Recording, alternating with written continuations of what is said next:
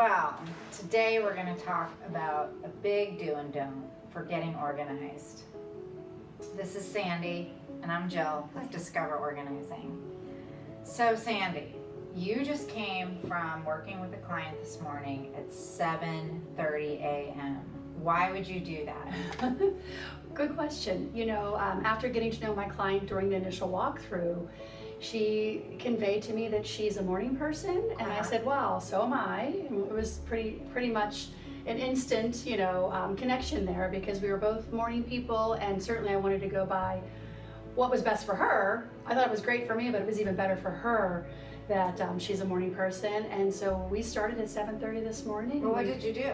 Oh, we started to declutter her basement. Okay. She's getting ready to sell, so she wanted to clear out some of her existing storage so we can make room for things that are coming from her bedroom or her office. Okay. So we were able to go through Christmas ornaments and some family memorabilia that we were able to recontain, relabel, and in 2 hours. 2 hours. We got so much done. Let me ask you this: how do you think that appointment would have gone after work for her? Well, she works very long hours, so we probably wouldn't be able to get started till about 6 or 6:30, and then her energy would be down. Yes. So really, today's tip is about working when your energy is good and knowing enough about yourself.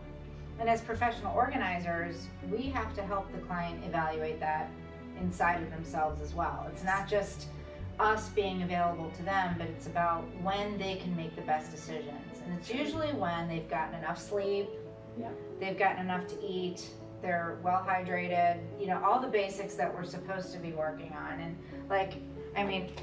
I'm like nothing without food. It's like the fuel, right? Yes. But a lot of us start working on a project when we're just going to get it done, and we think we can just blow through something on a Saturday morning. I hear people always saying, "I'm just going to, go through my garage, and I'm just going to declutter my whole garage, and I'm going to finish it all." And morning isn't their time. Right. They work better in the afternoon. So it's really important, I think. Don't you agree? I agree. That they really know themselves. Very much know themselves, and the productivity this morning really encouraged her to keep going. So we meet again on Friday, and she is really energetic about the next session for sure, because she saw how much she was able to get rid of. Oh, that's cool. As a team with me. That's cool. Yeah, that's really good. And then the thing we can add on to that is to make sure that you're not hungry, that you're not tired and all that stuff, but also you can do things in an organizing session to boost the mood. I mean, besides your sunny disposition, you can also add like music, yes, right? That's true. So like we bring these little speakers with us, and we put up, sometimes I blast music on my phone when we're trying to sort through a big project together.